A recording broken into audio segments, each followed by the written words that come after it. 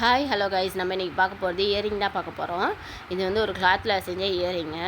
இது வந்து சீக்வன்ஸ் கிளாத்தில் இயரிங் மேக் பண்ணியிருக்கேன். கொஞ்சம் கிராண்டாக இருக்கணுங்கிறதுக்காக இந்த கிளாத் மேக் பண்ணியிருக்கேன் கிளாத்தில். அதோட கொஞ்சம் கீழே வந்து பீட்ஸ் ஒர்க் பண்ணியிருக்கேன். அதை எப்படி செய்ய போகிறோன்னு பார்க்க போகிறோம். ஃபஸ்ட்டு அதுக்காக இதேமாரி எடுத்துக்கோங்க. கார்ட்போர்ட் ஷீட் இருந்தாலும் பரவாயில்ல, இதேமாரி அந்த கிளாத்துக்கு கொடுப்பாங்கல்ல அந்த பாக்ஸ் எல்லாம், அதில் கட் பண்ணிக்கிட்டேன்னா அதேமாரி இருந்தாலும் ஓகே. இதேமாரி கட் பண்ணிக்கோங்க. இந்த 2 ஷேப்பில் செமி சர்க்கிளில் ஒன்றும், இன்னொன்று வந்து ஸ்கொயர் ஷேப்பில் ஒன்றும் நான் வந்து கட் பண்ணியிருக்கேன் 2 ஷேப்பில்.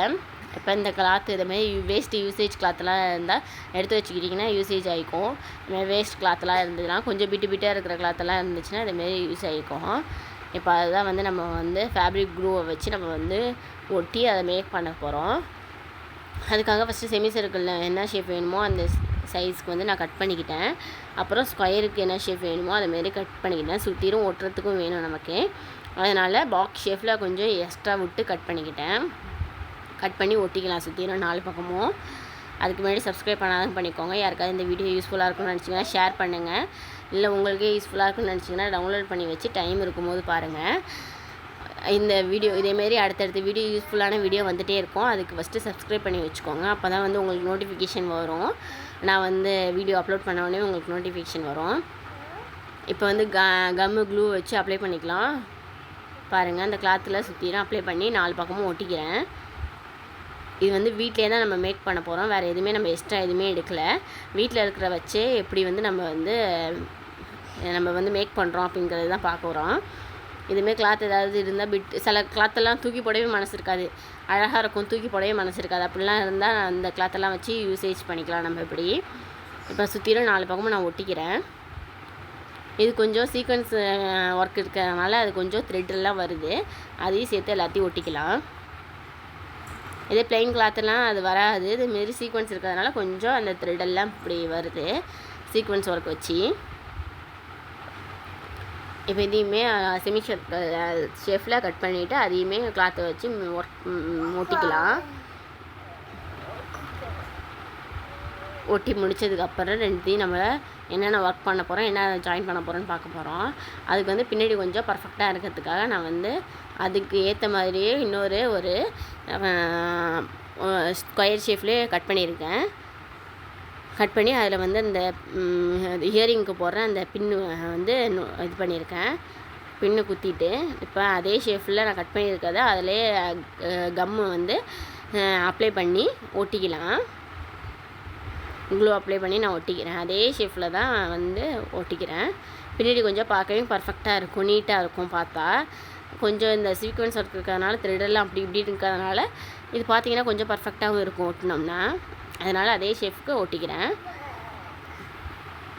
ஒட்டி முடித்தாச்சு. அதே மாதிரி அடுத்ததுக்கு செமி சர்க்கிளுக்கும் அதே மாதிரி ஒட்டிக்கலாம். அதே மாதிரி அந்த பேப்பர் எடுத்து ஒட்டிக்கலாம். ஒட்டியாச்சு. ஒட்டிட்டு அதுக்கப்புறம் தான் நம்ம என்னென்ன டிசைன் மேக் பண்ண போகிறோம் அப்படிங்கிறத பார்க்க போகிறோம். பாருங்கள், ஒட்டியாச்சு. ஒட்டினா கொஞ்சம் பர்ஃபெக்டாக இருக்கும் பார்க்குறதுக்கு. அதுமாரி அன்னெசரியான ஏதாவது ஒரு த்ரெட்டெல்லாம் இருந்ததுன்னா அதெல்லாம் அதுக்குள்ளேயே போயிடும், வெளில வராது. ஏதாவது பிரிகிற மாதிரி இருந்தாலும் அது பிரியாது இதுமாரி ஒட்டிக்கிட்டிங்கன்னா. இப்போ இது 2த்தையும் தான் நம்ம ஜாயின் பண்ண போகிறோம். ஜாயின் பண்ணுறதுக்கு முன்னாடி வந்து குந்தன் ஸ்டோன் எடுத்துருக்கேன். திலகம் ஷேப்பில் உள்ள குந்தன் ஸ்டோன் எடுத்து நான் வந்து சென்டரில் டிசைன் பண்ணிக்கிட்டேன். சென்டரில் சுற்றிடும், நடுவில் ஒட்டிக்கிறேன். அப்படி திலகம் ஸ்டோனால் ஒரு ஃப்ளவர் ஷேப்புக்கு ஒட்டிக்கிறேன். இன்னும் கொஞ்சம் கிராண்டாக பண்ணனாலும் பண்ணலாம். ஆல்ரெடி வந்து இதில் சீக்வன்ஸ் ஒர்க் இருக்கிறதுனால கொஞ்சம் கிராண்டாக தான் இருந்தது. அதனால் ஹெவி ஒர்க் பண்ணாமல் கொஞ்சம் ஷார்ட்டாகவே பண்ணி முடிச்சிட்டேன். இதே பிளெயின் கிளாத்தாக இருந்தால் இன்னும் ஹெவியாக பண்ணலாம். அடுத்தடுத்துக்கு நான் பிளெயின் கிளாத்தில் எப்படி ஒர்க் பண்ணலாம் அப்படிங்கிறத வந்து வீடியோ அப்லோட் பண்ணுறேன். மோஸ்ட்லி எல்லாேருக்கும் சீக்வன்ஸ் வச்சு எல்லாேருக்கும் கிளாத் இருக்காது. பிளெயின் கிளாத்லாம் மோஸ்ட்லி எல்லா வீட்லேயும் இருக்கும். அதனால் நான் வந்து பிளெயின் கிளாத்தில் எப்படி பண்ணலாம், எப்படி யூஸ்ஃபுல்லாக பண்ணலாம் அப்படிங்கிறத நான் அடுத்த வீடியோவில் அப்லோட் பண்ணுறேன்.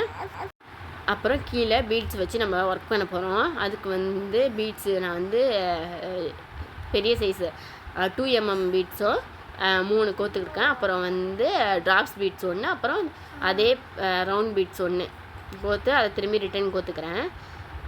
கோத்துட்டு ஒரு பீட்ஸை நம்ம குறைக்க போகிறோம். ஏன்னா வந்து ஷேப் அப்படி வரணும் அப்படிங்கிறதுக்காக. ஃபஸ்ட்டு 3 கோத்துருக்கோம் இல்லையா, அதுக்கப்புறம் தான் நம்ம வந்து ட்ராப்ஸ் பீட்ஸ் கோத்துருக்கோம்.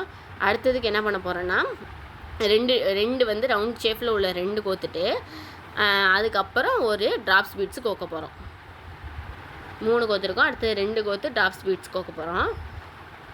அடுத்தது அதேமாரி அடுத்தது 1 கோத்து ட்ராப்ஸ் பீட்ஸு, அதுக்கப்புறம் ஒன்றுமே இல்லாமல் ஒரு ட்ராப்ஸ் பீட்ஸு, கீழே உள்ள பீட்ஸும் கோக்க போகிறோம். அப்படியே தான் ஒன்றா குறைச்சிக்கிட்டே கோத்துட்டே வரப்போகிறோம்.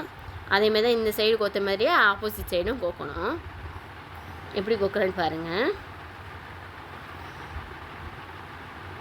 அதேமாரி அடுத்தடுத்து ஸ்டிச்சிங் வீடியோவும் நிறைய வெயிட் பண்ணிகிட்ருக்கு. அடுத்தடுத்து வீடியோ அப்லோட் பண்ணிகிட்டே இருக்கேன்.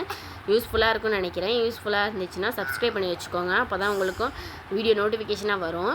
நீங்கள் லைக் பண்ணால் தான் நிறைய பேர் பார்க்குறீங்க. பார்த்துட்டு கொஞ்சம் பேர் கூட அந்த ஈக்குவலான அளவு கூட லைக் பண்ண மாட்டேறீங்க. லைக் பண்ணால் தான் லைக் பண்ணவே மறந்துடுறீங்க. லைக் பண்ணால் தான் அடுத்தவங்களுக்கு ஷேர் ஆகும். லைக் பண்ணலைன்னா யாருக்குமே ஷேர் ஆக மாட்டுது, வீடியோ ரீச்சே ஆக மாட்டுது. நீங்கள் கண்டிப்பாக யார் பார்க்குறீங்கன்னா லைக் பண்ணிட்டு பாருங்கள். அப்போ தான் வந்து எனக்கும் வீடியோ ஷேர் ஆனால் தான் அடுத்தவங்க பார்ப்பாங்க. சில பேருக்கெல்லாம் ரீச்சே இருக்க மாட்டுது. ரொம்ப நாள் கழித்து பார்த்துட்டு நல்லா இருக்குது சிஸ்டர்னு கமெண்ட் பண்ணுறாங்க. இப்போல்லாம் பழைய வீடியோக்குள்ளே கமெண்ட்ஸ் தான் அதிகமாக வருது. ஏன்னா வந்து நமக்கு வந்து ரீச் ஆக மாட்டுது. பார்க்குறதுனால லைக் பண்ணால் தான் எல்லாேருக்கும் ரீச் ஆகும். அதனால் கண்டிப்பாக லைக் பண்ணிவிட்டு பாருங்கள். இப்போ ட்ராப்ஸ் பீட்ஸ் போட்டு முடிக்க போகிறோம் இந்த பக்கம். அதே சேம் மெத்தடில் ஆப்போசிட் சைடு நம்ம வந்து முடிக்க போகிறோம், ஸ்டிச் பண்ண போகிறோம். பாருங்கள், இந்த சைடு ஒரு பக்கம் வந்து பெருசுலேருந்து சின்னது வரைக்கும் இருக்கிற மாதிரி நம்ம வந்து பீட்ஸ் எல்லாம் கோத்துருக்கோம். அதேமாரி தான் அந்த சைடும் அப்படியே தான் கோக்க போகிறோம். பெருசுலேருந்து சின்னது வர மாதிரி கோக்க போகிறோம். 3 பீட்ஸு ஃபஸ்ட்டு, அடுத்தது 2, அடுத்தது 1, அடுத்தது ஒன்றுமே இல்லாமல் ட்ராப்ஸ் பீட்ஸ் மட்டும் கோக்க போகிறோம். கோத்து முடிச்சாச்சு பாருங்கள். 2 பக்கமும் இப்போ 2த்துக்கும் நம்ம வந்து ஒர்க் பண்ணி முடிச்சாச்சு. இப்போ 2த்தையும் ஜாயின் பண்ண போகிறோம். என்ன ஒர்க் பண்ணணுமோ பண்ணி முடிச்சுட்டு அதுக்கப்புறம் ஜாயின் பண்ணுங்கள். ஏன்னா ஃபஸ்ட்டே ஒர்க் பண்ணிங்கன்னா கொஞ்சம் அன்ஈஸியாக இருக்கும் நம்ம ஜாயின் பண்ணும்போது. அதனால் ஒர்க்கெல்லாம் முடிச்சுட்டு அதுக்கப்புறம் ஜாயின் பண்ணிங்கன்னா கொஞ்சம் ஈஸியாக இருக்கும். இல்லை ஒன்ஸ் நீங்கள் ஜாயின் பண்ணிட்டு அதுக்கப்புறம் ஒர்க் பண்ணிங்கன்னா கொஞ்சம் அன்ஈஸியாக இருக்கும், டிஸ்டர்பன்ஸாக இருக்கும். அதனால் செப்பரேட்டாக வந்து ஒர்க் பண்ணி முடிச்சுட்டு அதுக்கப்புறம் ஜாயின் பண்ணிங்கன்னா நல்லாயிருக்கும். எதுவும் டேமேஜும் ஆகாது ஒர்க்கு, அதுக்கு தான் சொல்கிறேன். இப்போ வந்து 2த்தையும் நம்ம வந்து ஒர்க் முடிச்சாச்சு, ஜாயின் பண்ண போகிறோம். பாருங்கள், அதுக்கான வந்து ஹோல்ஸ் தான் எடுத்துருக்கேன். ரவுண்டான ஒரு வளையை எடுத்து அதுதான் ஜாயின் பண்ண போகிறோம். அது பின்னூசியால் ஹோல்ஸ் போட்டுக்கலாம். போட்டுட்டு அதில் தான் நம்ம வந்து ஜாயிண்ட் கொடுக்க போகிறோம். ஜாயிண்ட் கொடுத்து ஜாயின் பண்ணிக்கலாம். கொஞ்சம் அந்த ஜாயிண்ட்டை லூஸ் பண்ணால் தான் கொஞ்சம் அந்த ஹியரிங் வந்து ஆடுற மாதிரி இருக்கும். ரொம்ப டைட் வச்சிங்கன்னா அந்த ஹியரிங் அப்படியே ஸ்டிஃபாக இருக்கும். மோஸ்ட்லி ஹியரிங் வந்து ஸ்டிஃபாக இருந்தால் நல்லாவே இருக்காது. கொஞ்சம் ஆடுற மாதிரி இருந்தால் தான் வந்து அந்த ஹியரிங்க்கான லுக்கே இருக்கும். அதனால் கொஞ்சம் லூஸ் விட்டே நீங்கள் வந்து அந்த இதை ரவுண்டை வந்து டைட் பண்ணிக்கோங்க. கொஞ்சம் லூஸாகவே டைட் பண்ணிக்கோங்க. நான் அப்படி தான் லூஸாக டைட் பண்ணவும் தான் அந்த ஹியரிங் அப்படியே ஆடுது, அழகாக இருக்கும்.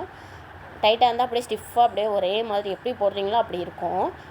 நான் லூஸ் பண்ணிக்கிட்டேன் கொஞ்சம். அவ்வளோதான். பாருங்கள், பின்னாடி கொஞ்சம் பர்ஃபெக்டாக இருக்குது. அவ்வளோதான், அவுட்லுக் முடிஞ்சுட்டு இதேமாதிரி இன்னொரு ஹியரிங்கும் மேக் பண்ணிட்டு அவுட்லுக்கை பாருங்கள் எப்படி இருக்குதுன்னு கமெண்ட் பண்ணுங்கள். பிடிச்சிருந்தா யாருக்காவது ஷேர் பண்ணணுன்னு நினச்சிங்கன்னா ஷேர் பண்ணுங்கள். எனக்கு ஒரு யூஸ்ஃபுல்லாக இருக்கும் ஷேர் பண்ணிங்கன்னா. வாங்க அவுட்லுக்கை பார்க்கலாம். இதுதான் அவுட்லுக்கு. இதேமாதிரி யூஸ்ஃபுல்லான வீடியோ வேணும்னா நல்லா இருந்துச்சுன்னா கமெண்ட் பண்ணுங்கள். யூஸ்ஃபுல்லான வீடியோ அடுத்தடுத்து வேணும், இல்லைன்னா வேறு ஏதாவது உங்களுக்கு ஆப்ஷன் இருக்குது, ஒப்பீனியன் இருக்குன்னா மெசேஜ் பண்ணுங்கள். கண்டிப்பாக பார்க்குறேன். தேங்க்யூ.